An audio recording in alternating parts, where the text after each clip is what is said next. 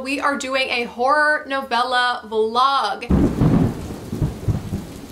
Now you guys have been asking me to read more horror novellas or short horror books, and listen, I hear you, I'm listening, and I want to read more novellas and short horror books as well. So in this video I'm reading For the Sake Of by Judith Sonnet, and Then I Woke Up by Malcolm Devlin, Gone to See the Riverman by Christopher Triana, and Crossroads by Laurel Hightower. So these are 4 books that I've been looking forward to reading for so long, and I've put them in my haul, and now I can finally read them, and I'm so excited. So I am going to be reading these and reacting to them, and I'm going to take you on this journey. So just stay tuned to see if I like these, if I recommend them, and yeah, I'll see you later. Hello. Hello, hello, hello, hello, hello, autofocus, hello, hi, okay.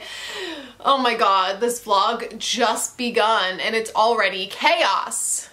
Remember like when Britney Spears and Kevin Federline had their own reality show and it was called like Chaotic or something? Is that what the name of it was? It was like Britney and Kevin Chaotic. I think that's what it was, but that's literally me. There is chaos, my personality is chaos, my life is chaos. So with that being said, I was going to film another sit-down video today. I filmed my June wrap-up today during my lunch break and I looked like a hot mess. And I was gonna film a second video after work, but my freaking neck and my arms and my back hurt so bad and my shoulder's been like really messed up. So I think like I cannot sit in a chair for another half hour filming. I'm just dying. So I think I'm going to lift some weights. I have some physical therapy that I have to do, and then what else was I gonna do? Oh my god. Want to edit my June wrap up. This might be very ambitious after work. I'm gonna lay down with a heating pad and I'm gonna start one of these novellas. Justin and I move in like a week. So yeah, I still have stuff to like pack and anyways, which one do I want to read tonight? Oh my god, Judith just messaged me. So my friend Judith Sonnet here, I just posted a picture on Instagram and I was like, doing a reading vlog, and she just messaged me. She's excited that I'm reading this book, so I guess I'm gonna start this one. I think she just decided for me. I'm gonna start For the Sake Of tonight. This one is about a woman whose child goes missing for 8 months. It says all hope seemed lost in finding this 6-year-old, but then she wakes up one morning to find a brown lunch bag on the porch. Inside is a burner phone and a picture of her daughter with a decapitated head on her lap. Oh my gosh.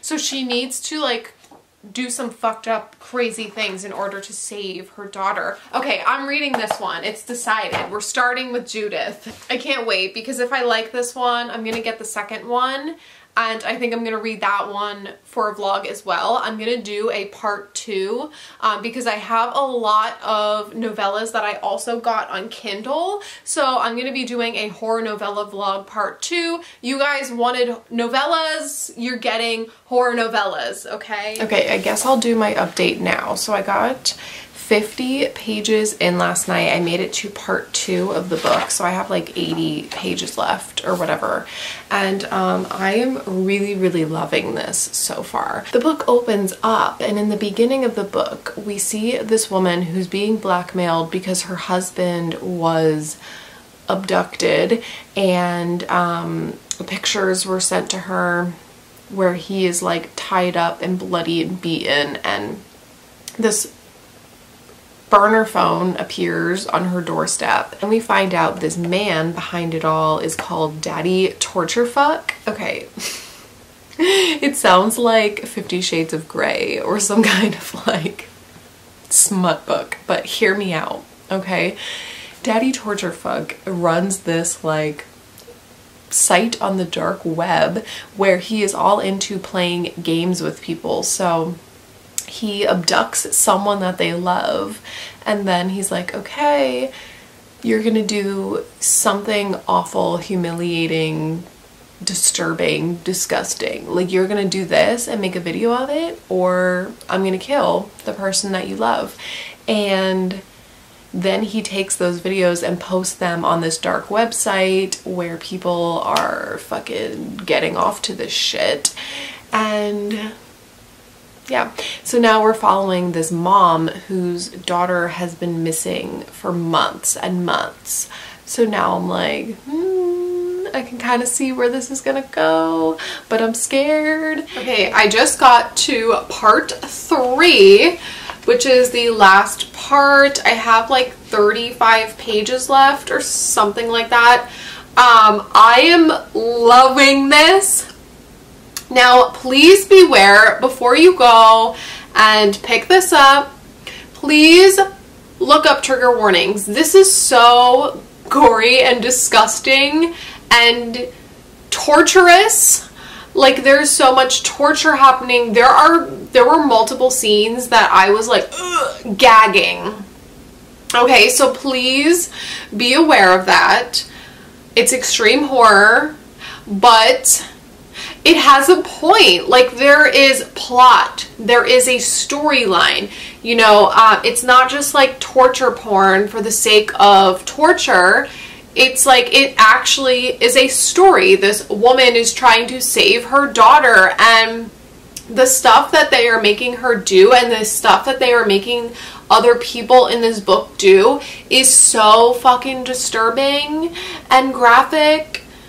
Oh my god. But now we're also following, like, the husband is involved, and now the cops are involved. Like, you're following like these different points of view, and everyone's like trying to catch this man, and it is wild. I don't really want to give anything away. I kind of have a feeling I know where this is gonna go, and I'm scared. Oh my god. I just finished this book. So many twists. So many twists that I was not expecting. My heart is beating so fast. This read like an extremely gory, graphic, disgusting, extreme horror thriller, which I love. That's like my favorite type of book. I just hit myself in the head. I was not expecting all that at the end. Holy shit. Guys, I think this is 5 stars. I'm gonna go with a 5-star rating, and from what I hear, the second one is even better. So I'm like, what the fuck?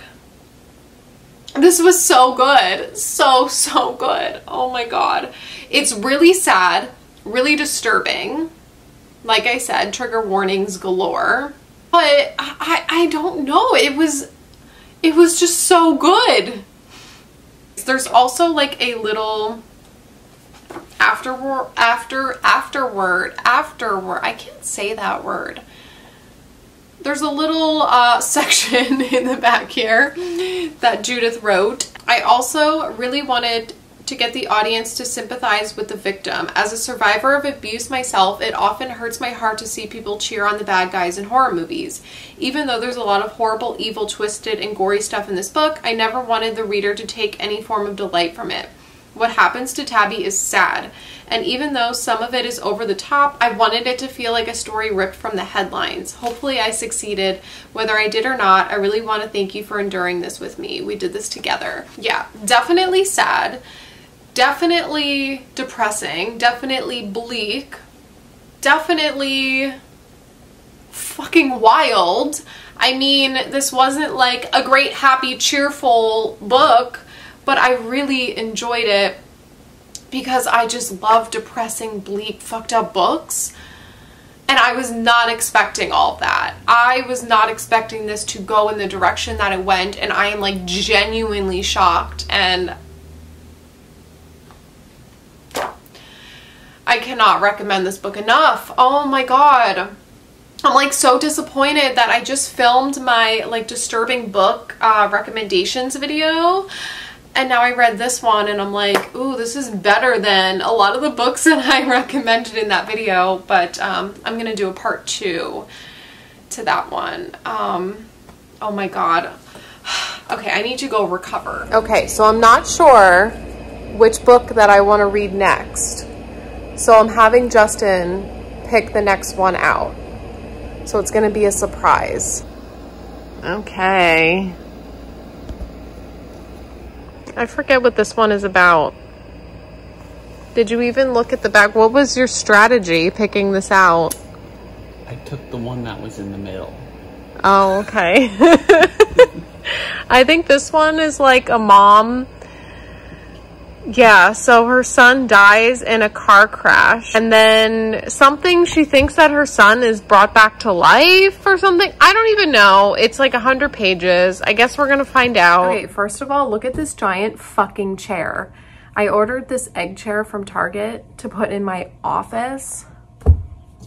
I didn't realize that this was the size of my office. That's never gonna fit. So I made it 2-page. 32, not 69. And pointed out to me that in like every vlog, I always do an update on page 69.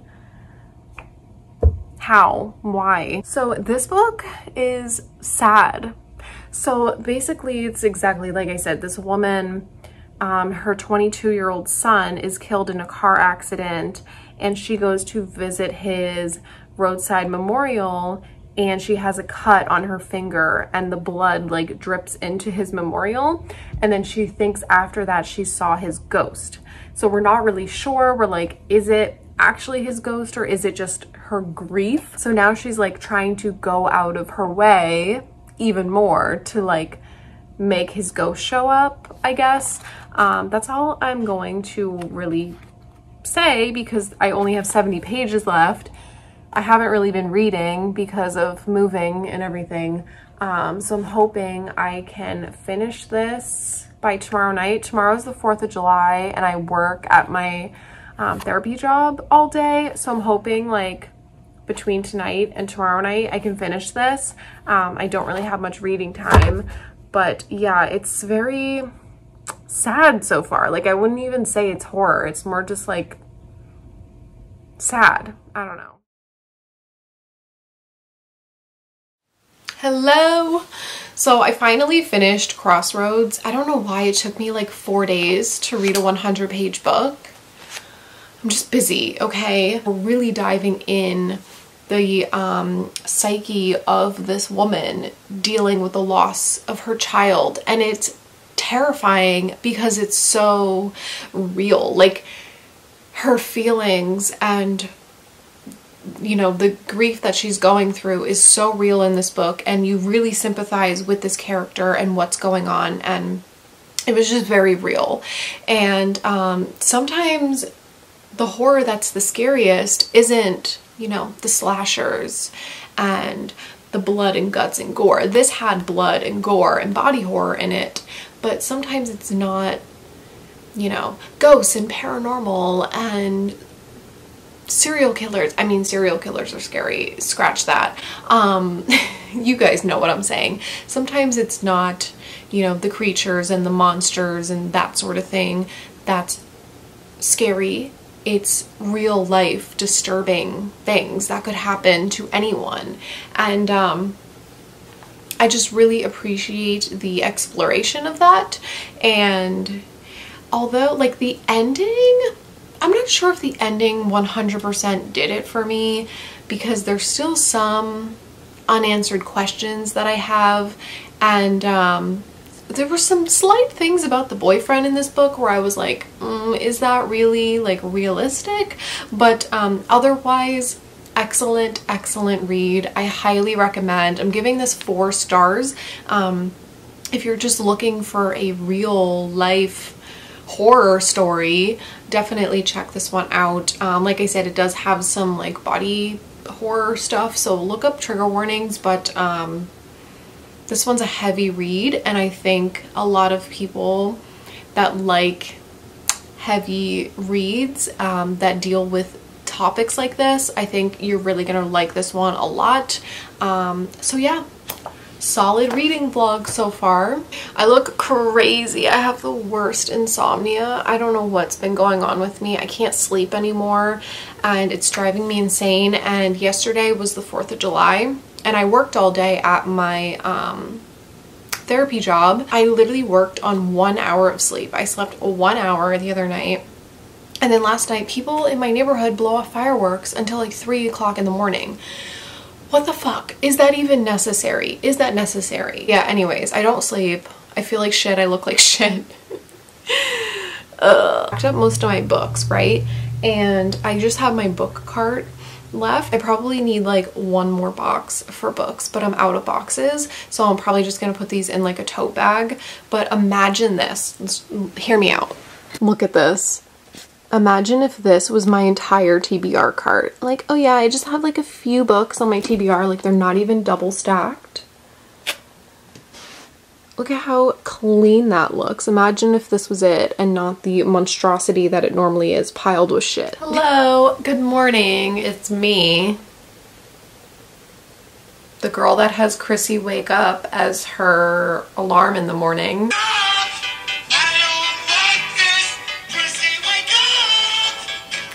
Hello.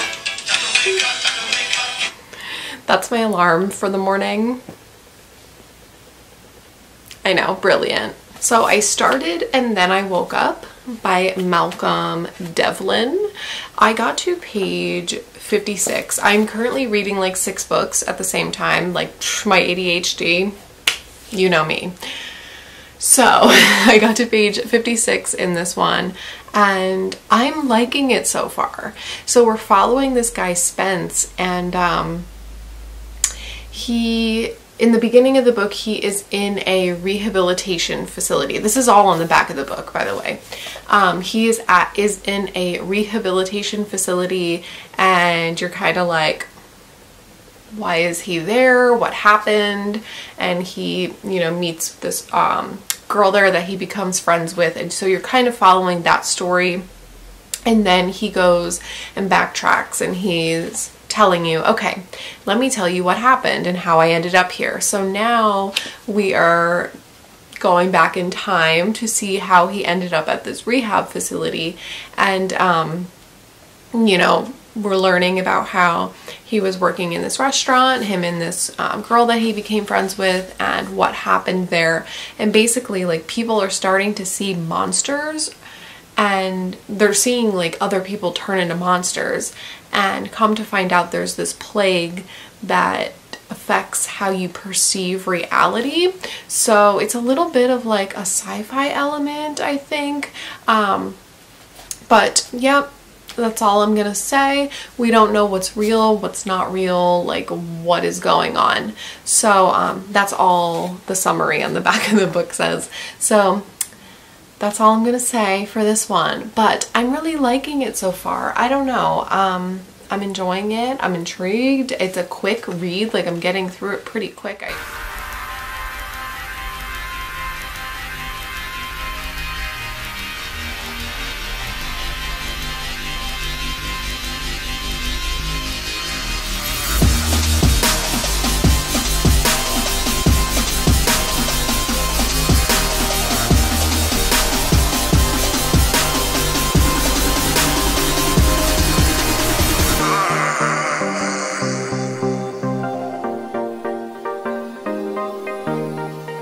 So I just finished And Then I Woke Up. So I think I'm gonna go with like a 3-star for this one. This one is not what you think. You go into it expecting like a zombie horror type situation, and it's more like philosophical horror, I would classify this as. It's very like heavy on social commentary and the media and how people are obsessed with consuming news, and mostly negative news. And it's all about your perception on things. And each chapter he starts it off with like, this is how I remember things, or this is how other people remember things. And it's all about perception and propaganda and the media, and has a lot to say about like our pandemic that we're going through as well.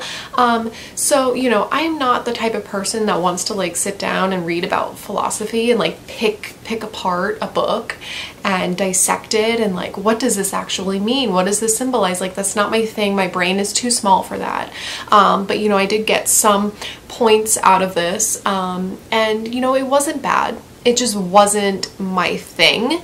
I also wish the characters would have been a little bit more fleshed out. Like, they just ended up kind of being one-dimensional. Like, I didn't really care about any of the characters, and I feel like almost if this book was a little bit longer with a little more character development, I feel like I would have cared a little bit more about what was going on. We didn't really get to know these characters other than what happened during the plague, but it wasn't bad by any means. It was just average for me, so I'm going with a 3 star. I started Gone to See the Riverman, and I'm on page 50, which is chapter 9. This has about 165 pages. I must admit, I am obsessed so far. So we're following this woman, Lori, who is obsessed with this serial killer named Edmund, who is in jail for murdering tons of women. And she is obsessed with him. She's trying to be like his main bitch, like, and she keeps saying she's not obsessed with him for like a romantic reason, but I don't know. Nonetheless, she's obsessed with him. She wants to be like his main groupie. So she gets this letter from him, and he's basically like, hey, I want you to go to my cabin in the middle of the woods and retrieve this key to give it to this man known as the Riverman. So she's like, who the hell is the Riverman? And he's like, the Riverman. He won't tell her a name or what she's getting herself into, but she decides to go ahead and do it. And she ends up taking her sister with her, who has mental and physical impairments from an accident that she was in. So it's just her and her sister. They go on this journey into the woods to go retrieve this key from his cabin. So that's kind of, I just got to the point where they made it to the cabin and some shit's about to go down. So I'm really nervous to see where this goes. I'm really intrigued. I absolutely love it so far. The writing is phenomenal. I feel like I'm reading a full-length novel with the amount of like detail and character development and like detail that is going on. I don't know. It's really well written so far. I'm scared. I'm scared.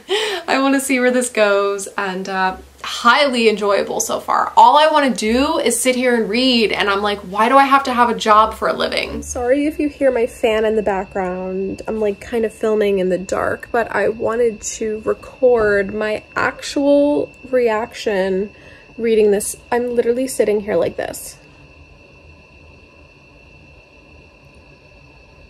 Okay, hello. So I finished Gone to See the Riverman, and I think I'm gonna go with 4 stars. When I found out, we find out kind of halfway in some more backstory between these 2 sisters and their younger brother. And when we learn some of the things that this main character has done, bitch, what the fuck?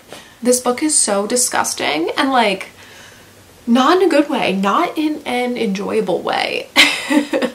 And when we find out the things that she's done, like, she's just such a fucking terrible main character, terrible human being, disgusting. You hate her, right? This book does such a great job at making you hate this main character. The book was really well done, really well written, and it just makes it so easy to read because it hooks you in, and it's very atmospheric. I will say, once you discover like who the Riverman is, it wasn't like my favorite thing in the world. Like, once we discover who the Riverman is, but I did really enjoy the ending. Like, the very, very end of the book, how it ended was really good. Overall, this book was just creepy and atmospheric, and an overall good read. I don't want to tell you what the trigger warnings are because it will spoil a large majority of the book, but it has a lot to do with abuse, like all different forms of abuse, not animal abuse though, but all different types of abuse, and it's fucked up. It's dark. Really just, I think it just proves that like real life inner demons and real life shit a lot of the times is more horrifying than paranormal and, you know, monsters and shit like that. Like real life shit is horrifying. So I'm going with 4 stars. I enjoyed this one. I really want to read more books by Christopher Triana. So if you have any recommendations, let me know in the comments. Overall, a really solid reading vlog. This one's a 4-star. Crosswords is a 4-star. For the Sake of, 5-star. That was my favorite book in this vlog. Amazing. And then I Woke Up was okay. It just wasn't my thing. I'm not a philosophical person, so that's more geared towards like a specific group of people, but it wasn't bad. Overall, a very enjoyable time, and I will see you in my next video. Bye!